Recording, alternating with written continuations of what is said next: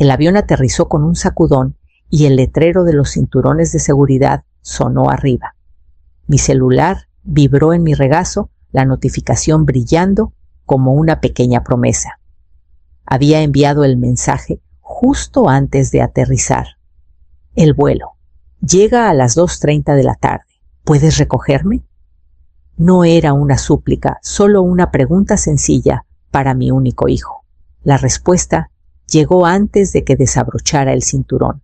Tú resuélvelo, ma. Ni un ¿cómo estuvo el vuelo? Ni un ¿estás bien? Ni siquiera una excusa a medias. Solo esas 4 palabras frías y secas, como si alguien apagara de un soplido la última chispa de un fuego que se desvanece. Me quedé ahí un momento aún abrochada, mientras los demás pasajeros buscaban sus maletas. 14 horas en el aire desde Lisboa, con los huesos doliendo y el corazón más pesado que mi equipaje. Acababa de enterrar a mi hermana Arcelia en un pequeño cementerio al otro lado del océano. Estuve sola junto a su tumba, apretando el programa doblado mientras el viento del mar me arrancaba la bufanda. Y ahora, el mismo día que regresaba, mi hijo no podía ni siquiera esperarme en la salida. El carrusel de equipaje cobró vida con un traqueteo. A mi alrededor, las familias se iluminaban con risas saludos y el crujir de los ramos de flores al ser desenvueltos. Mi maleta cayó en la banda aún con la etiqueta del código del aeropuerto de Portugal. La jalé y la arrastré hacia las puertas corredizas. Afuera, el aire de noviembre mordió a través de mi abrigo lo bastante filoso como para escocer. Hace años caminé entre nieve hasta las rodillas para llevarle a Cayetano un proyecto de ciencias que olvidó en casa. 3 camiones, 2 transbordos y 1 kilómetro a pie. Él tenía 11 años y me recibió con una sonrisa de oreja a oreja. «Eres la mejor, ma», me dijo. Ahora 20 minutos en un carro calentito era al parecer demasiado pedir. Pedí un taxi con los dedos torpes por el cansancio. El conductor me saludó con una sonrisa y un suave «bienvenida a casa», palabras que no sabía cuánto necesitaba escuchar. Mientras la costa pasaba borrosa por la ventana, el Atlántico tenía el mismo gris acerado que dejé en Portugal. Cuando llegamos a mi calle, supe que esto no se trataba solo del aeropuerto. Era algo que llevaba tiempo rompiéndose. El taxi se alejó, dejándome frente a mi casa de madera al lado del puerto. El viento traía un leve olor a sal y algas, un aroma que siempre me había consolado. Entré y el chirrido familiar de la bisagra de la puerta me recibió como un viejo amigo. Adentro todo estaba tal como lo dejé ordenado, quieto, esperando. Desde que me jubilé, hace 5 años, mi vida había sido tranquila y sencilla: cuidar el romero y el tomillo en mi jardín, tejer cobijas para el albergue, ayudar en la clínica comunitaria cuando faltaba personal. No era glamoroso, pero era mío. Durante la mayoría de esos años, Cayetano fue mi orgullo. Lo crié sola después del infarto de Pascual, cuando él tenía solo 14 años. Sin préstamos para la universidad, sin facturas, sin pagar, sin darme un lujo antes de sus necesidades. Creía que nos unía algo inquebrantable, el dolor compartido, la supervivencia compartida. Pero en el último año, él empezó a alejarse. Las cenas de los domingos que nunca faltábamos se convirtieron en quizá la próxima semana. Las llamadas se volvieron mensajes.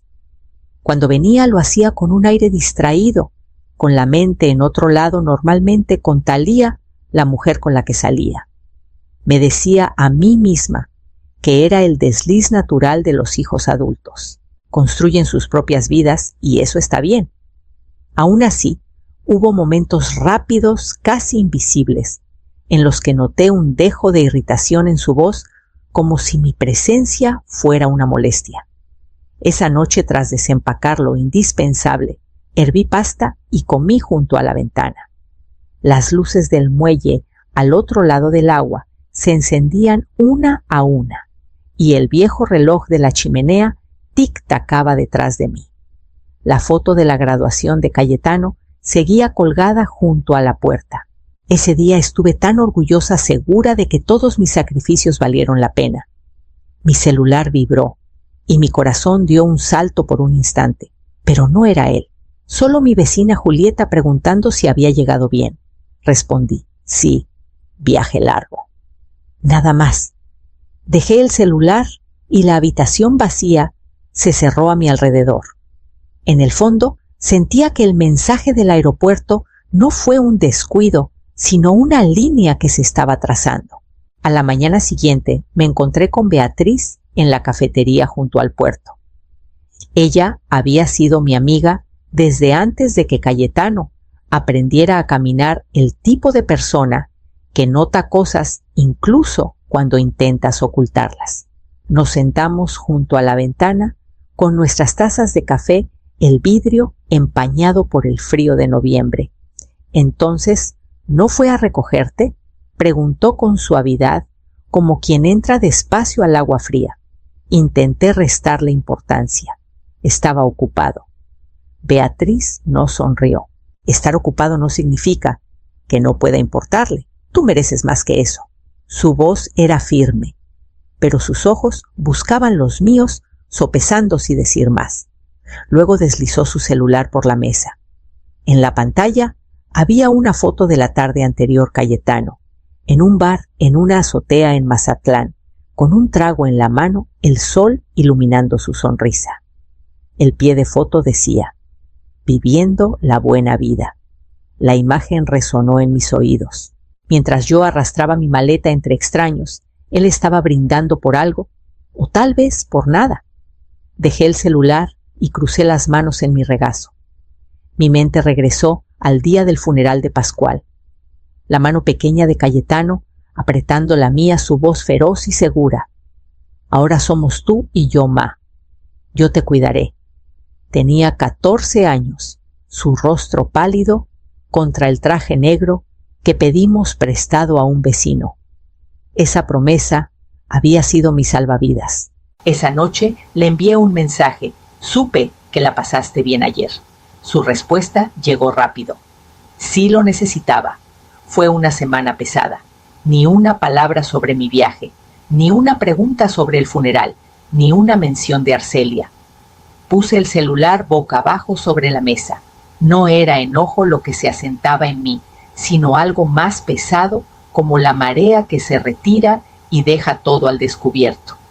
Lavé los platos despacio, el agua caliente corriendo por mis manos. El silencio de la casa me envolvía desde cada rincón y me di cuenta de que estaba esperando una voz que hacía mucho no estaba aquí. Esa noche no dormí bien.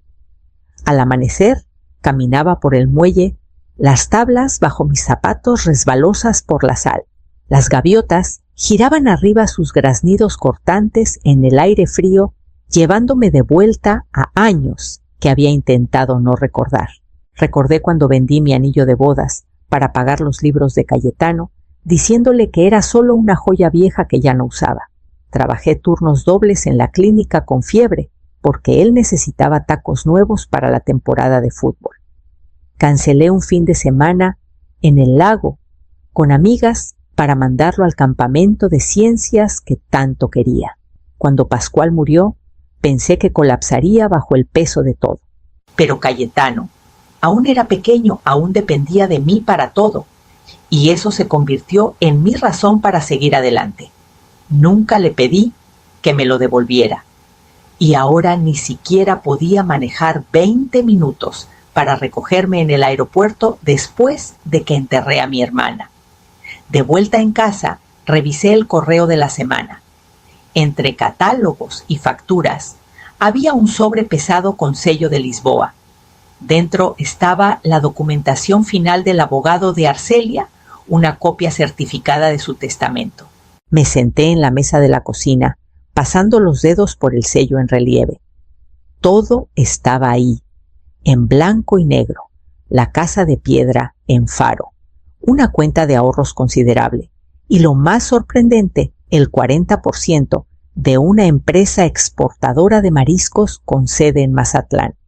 Activos que no esperaba dados los años de conversaciones con mi hermana.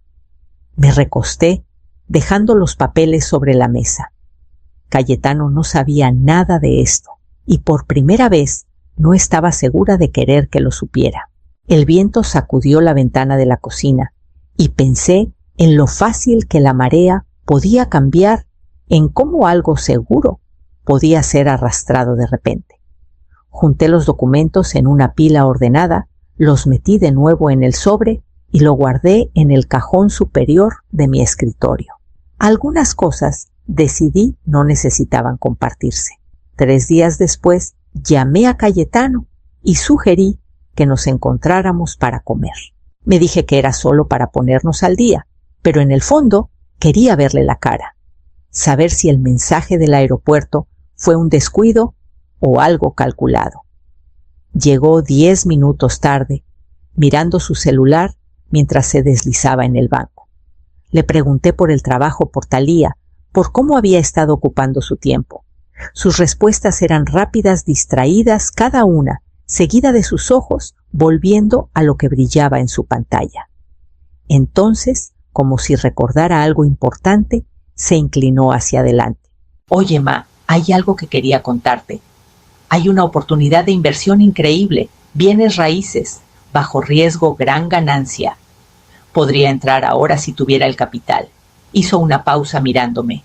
Necesitaría un socio, alguien en quien confíe, alguien que crea en mí. Revolví mi té sin decir nada. Es decir, tienes algunos recursos ahora, ¿no? Tía Arcelia debió dejarte algo, dijo con tono ligero, pero con un peso detrás. Era su única pariente viva y he oído que tenía buena lana. Mantuve el rostro inmóvil. No sabía la verdad, pero ya había contado mi herencia como su fondo inicial. No era solo el dinero, había una suposición en su voz, como si mi papel fuera financiar sus planes sin cuestionar. Le pregunté por Thalía otra vez, cambiando el tema. Respondió vagamente, miró su reloj y dijo que tenía una reunión en el centro. No se ofreció a acompañarme al carro. No se quedó a charlar con el café como antes. Lo vi irse alto y confiado su paso rápido, como si lo siguiente importara mucho más que la plática que acabábamos de tener. De vuelta en casa, abrí el cajón donde estaba el sobre de Lisboa. Mis dedos se detuvieron en él un momento antes de cerrarlo de nuevo la madera, haciendo un clic suave. Si venía por dinero, sabía exactamente lo que le daría nada de nada. El fin de semana trajo un golpe en mi puerta Beatriz, con un bote de panecitos de arándano y esa mirada que reservaba para cuando tenía algo que necesitaba escuchar. Nos sentamos en la cocina, la tetera silbando en la estufa. Me topé con Cayetano anoche. Empezó partiendo un panecito por la mitad, en el bar del puerto. Hablaba de un negocio de inversión. Dijo que estaría listo si su mamá lo ayudara. Sentí mi mandíbula tensarse.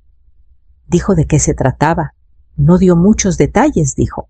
Solo que era riesgoso, pero la ganancia sería enorme. Sonaba más a apuesta que a plan.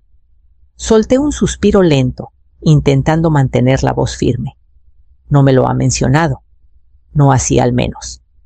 Beatriz me miró con una mezcla de compasión y advertencia. Solo pensé que debía saberlo. Después de que se fue, me quedé sola en la mesa a la luz de la tarde, derramándose sobre el sobre de Lisboa, aún en el cajón a mi lado. Pensé en la casa de piedra, en Faro, la cuenta de ahorros y esas acciones de la empresa de mariscos. Eran míos, ahora activos que nunca esperé y que no tenía intención de arriesgar en cualquier plan que Cayetano tuviera en mente. La verdad era sencilla. Había pasado décadas siendo la red de seguridad. Tapé agujeros, pagué cuentas, arreglé errores, y aunque una parte de mí siempre estuvo dispuesta a seguir haciéndolo, algo había cambiado. Tal vez fue ese mensaje en el aeropuerto. Tal vez fue estar sola, en un cementerio extranjero, sin mi propio hijo a mi lado. Abrí el cajón Saqué el sobre y leí el testamento otra vez. Luego lo guardé, cerré el cajón con llave y me metí la llave al bolsillo. Si Cayetano contaba con que lo rescatara, iba a descubrir que la red ya no estaba. El lunes siguiente manejé al centro y estacioné frente al edificio de ladrillo de Morales San Vargas Abogados. Conocía a Estela Morales desde hacía años. Ella manejó la herencia de Pascual y tenía una memoria como trampa de acero. Cuando entré a su oficina, se levantó de su escritorio con una sonrisa cálida pero curiosa. ¿Qué te trae Marisela? Me senté y puse el sobre de Lisboa entre nosotras. Necesito hacer algunos cambios. En silencio. Hojeó los documentos, sus ojos entrecerrándose con interés. Has heredado un buen portafolio aquí. Quiero asegurarlo, para que nadie, ni siquiera la familia, pueda tocarlo, a menos que yo lo diga. Y quiero que mis deseos queden por escrito. Estela tamborileó su pluma pensativamente. Es factible. Podemos crear un fideicomiso con estipulaciones claras. Beneficiarios que tú nombres, condiciones que tú establezcas. Nadie toca un peso sin cumplir los términos. Pasamos la siguiente hora detallando todo. La casa de piedra en Faro quedaría bajo mi propiedad exclusiva para ser mantenida y rentada por temporadas. La cuenta de ahorros se invertiría de forma conservadora, con retiros que requerirían mi aprobación directa. Las acciones de la empresa de mariscos se colocarían en el fideicomiso con control gerencial asignado a mí hasta mi muerte. ¿Y si alguien te presiona?, preguntó Estela. Descubrirán que no tengo nada que darles, dije con calma. Para cuando terminamos el plan, era a prueba de balas. Estela prometió que los papeles estarían listos en una semana y guardaría los originales en su bóveda. Salí de su oficina con una ligereza que no sentía desde hacía meses, no exactamente alegría, sino la firmeza que viene de saber que tomaste el timón. En el camino a casa, el puerto estaba vivo, con gaviotas zambulléndose por peces, el agua destellando, plateada bajo el sol de la tarde. Estacioné en mi entrada, apagué el motor y me quedé un momento escuchando el silencio. No había necesidad de contarle nada a Cayetano. De hecho, mientras menos supiera mejor. Era jueves por la tarde cuando sonó mi celular. El nombre de Cayetano iluminó la pantalla. Por un momento pensé en dejar que cayera al buzón, pero algo en mí quería escuchar su voz, saber cómo lo plantearía. «Hola, ma», empezó con un tono demasiado alegre. «¿Tienes un minuto, claro?», dije manteniendo la voz neutra. Empezó con plática ligera. El trabajo estaba de locos. Los papás de Thalía venían de visita. El clima había estado inusualmente cálido. Luego vino el giro. Entonces, ¿te acuerdas de esa inversión que mencioné? Va rápido. Tengo chance de cerrar mañana, pero me falta lana. Si pudieras adelantarme algo solo por unos meses, te lo regreso en cuanto lleguen las ganancias. ¿Cuánto es algo?, pregunté. Como 40,000 pesos, dijo con naturalidad, como si fueran monedas. Es un negocio seguro, prácticamente dinero regalado. Dejé que el silencio se alargara. Él lo llenó rápido. Mira, no pediría si no fuera importante. Esto podría ponerme en el mapa a nosotros. Tú también te beneficiarías. La frase me llamó la atención, tú también te beneficiarías. Como si mi vida necesitara ser mejorada por cualquier plan en el que él se hubiera metido. No puedo, dije simplemente. Río corto y torpe. ¿No puedes o no quieres? No puedo. Repetí mi tono sin dejar espacio para negociar. No es posible. Hubo una pausa, luego un filo en su voz. Está bien, supongo que lo resolveré. La línea se cortó un momento después. Dejé el celular, mi pulso firme. Afuera el sol se hundía, tiñendo el puerto con vetas de cobre y oro. Observé la luz desvanecerse, pensando en cómo esos mismos colores iluminaban el cabello de Cayetano cuando era niño corriendo por el muelle para encontrarme después del trabajo. Ahora la distancia entre nosotros parecía más ancha que la marea. 2 días después, la noticia no vino de Cayetano, sino del noticiero de la noche. Estaba preparando té la tetera, apenas empezando a silbar, cuando la voz del locutor captó mi atención.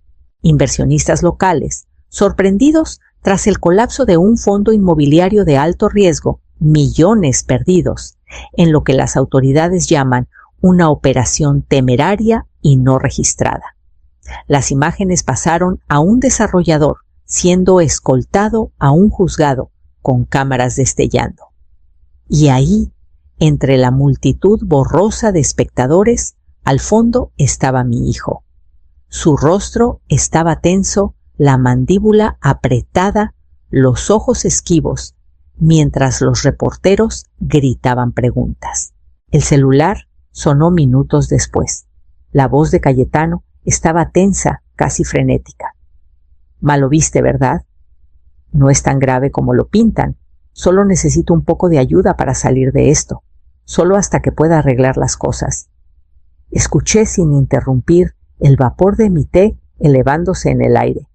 Me congelaron las cuentas, continuó sus palabras, tropezándose unas con otras. Ni siquiera puedo pagar la renta. Si pudieras girarme algo, lo que sea, me mantendría a flote. Pensé en los documentos del fideicomiso, que Estela finalizó ayer firmados y sellados en su bóveda. Intocables, seguros. Cayetano, dije suavemente, no puedo ayudarte con esto. Su respiración se entrecortó. ¿Quieres decir que no quieres? No lo corregí. El silencio entre nosotros se alargó tanto que podía escuchar el leve zumbido del tráfico a través de su celular. Finalmente murmuró, «Está bien. Lo resolveré», repitiendo sus propias palabras del aeropuerto. Y luego colgó. Dejé mi taza y caminé a la ventana. Afuera el puerto estaba calmado, la marea apenas empezando a girar. Había capeado tormentas peores que esta y sabía que el agua siempre encontraba su camino de regreso al mar. Algunas cosas, una vez que las sueltas, no vuelven. Pasó una semana antes de que supiera de él otra vez. Esta vez no fue una llamada, sino un golpe en mi puerta. Cuando la abrí, Cayetano estaba ahí con los hombros caídos, los ojos ensombrecidos por demasiadas noches sin dormir. No parecía el hombre que pasó junto a mí en la comida lleno de confianza y certeza. Ma empezó con voz baja, «No tengo opciones, todo se fue. Talía se fue, no puedo ni pagar la renta del próximo mes». Me hice a un lado dejándolo pasar. Se sentó en la mesa de la cocina, pasando las manos por su rostro, como si intentara despertar de una pesadilla. «¿Pudiste haberme ayudado?», dijo finalmente sin levantar la vista. «Lo hice», respondí. «Solo que no de la manera que querías». Frunció el ceño y pude ver la ira creciendo. «Tenías el dinero, solo que no te importó lo suficiente para levanté una mano deteniéndolo. No, Cayetano. Me importó lo suficiente para proteger lo que es mío de ser tirado en algo que nunca iba a funcionar. Me importó lo suficiente para dejarte enfrentar las consecuencias de tus decisiones. Por un momento no hubo más que el tic-tac del reloj de la chimenea. Luego sus hombros se hundieron. No sé qué hacer. Lo miré fijamente. «Resuélvelo». Las palabras cayeron entre nosotros como una piedra en agua calma, las ondas silenciosas pero inconfundibles. Me miró por un largo rato, luego desvió la vista. Sin otra palabra, se levantó y caminó a la puerta. No lo seguí. Cuando la puerta se cerró tras él, exhalé despacio. Afuera el puerto brillaba bajo un pálido sol de invierno, el aire fresco y limpio. Volví a la mesa, donde el sobre de Lisboa seguía guardado bajo llave en el cajón del escritorio, un recordatorio de que algunas cosas valen la pena proteger, incluso de aquellos a quienes amas. Me serví otra taza de té, el vapor elevándose, y dejé que el silencio se asentara a mi alrededor como un abrigo bien ganado.